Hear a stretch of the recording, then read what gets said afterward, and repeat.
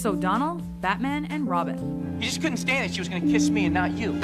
Those nipples and codpieces were obviously trying to compensate for the lack of a worthwhile Batman sequel. O'Donnell's film career was one of the casualties of this film's terrible puns and laughable storyline. No beauty. Just the beast. Receiving Razzie nominations for Worst Supporting Actor and Worst Screen Couple with caped and cowled George Clooney. I'm tired of living in your shadow. But don't worry, his stints on Grey's Anatomy and NCIS Los Angeles got him back in the spotlight. You're not due back for a month. I missed your sunny smile, Hetty. Number 7, M. Night Shyamalan, The Last Airbender.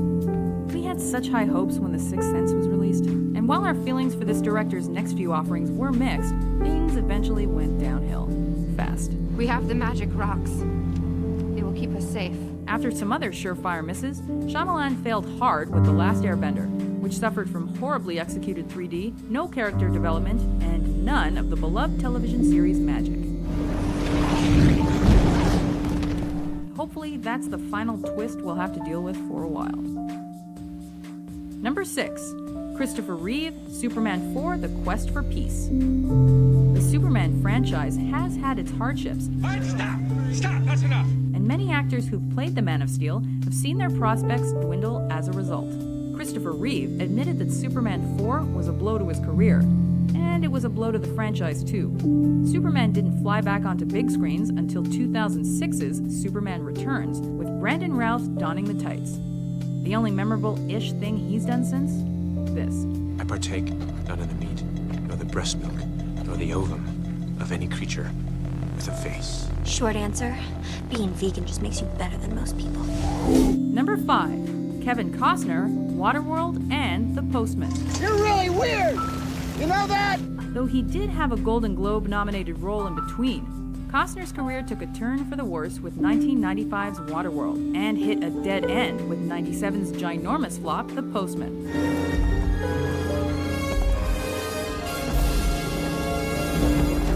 In fact, that post-apocalyptic tale earned the star Razzies for Worst Director, Picture, and Actor. I don't ever want to see you again. After a long lull, You're my son. Number 4, Gina Davis, Cutthroat Island. Bad dog. The 80s and early 90s were full of her box office successes. The most memorable thing she's done lately was a short-lived show where she was the first female U.S. president. For in this house united, we will demonstrate our sovereignty of greatness. What happened? Cutthroat Island, that's what. A swashbuckling tale and one of the biggest bombs ever. It was such a disaster, it even ended Davis's marriage to the film's director and led to a long dry spell for the actress. I'm about to show you something. Reveal it to any other man, and you will wish you were back at Port Royal, with your head on the block and the axe in the air. Thank you, but I've seen one before. Number 3, Cuba Gooding Jr., Snow Dogs. The Oscar curse strikes again. After his Academy Award-winning Jerry Maguire performance and his part in the highly praised As Good as It Gets, Gooding looked primed to take off. If there is some mental health foundation that raises money for people like you, please be sure to let me know. Cut to 2002 when Snow Dogs was slammed by basically any critic who saw it. His career really came to a halt with his involvement in 2007's Norbit It's my job. and Daddy Day Camp, which both earned him Razzie noms for Worst Actor. What? Number 2, Elizabeth Berkley, Showgirls. What does it say when Saved by the Bell is your career highlight? Am I really losing, Kelly? You are Flush City. After leaving the show, Berkley landed the role of an exotic dancer in Showgirls, which was the polar opposite of the nerdy Jesse Spano.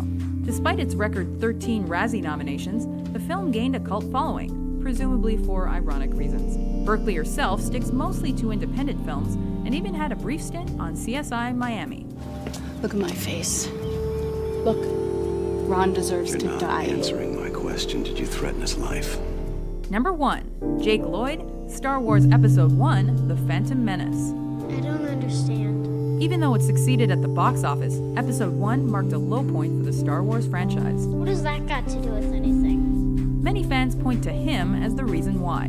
Well, at least part of the reason. After being cast as a young Anakin Skywalker, Lloyd credited the fan fury against him with ruining his childhood. I'm not a big fan of cameras anymore. It definitely ruined his career.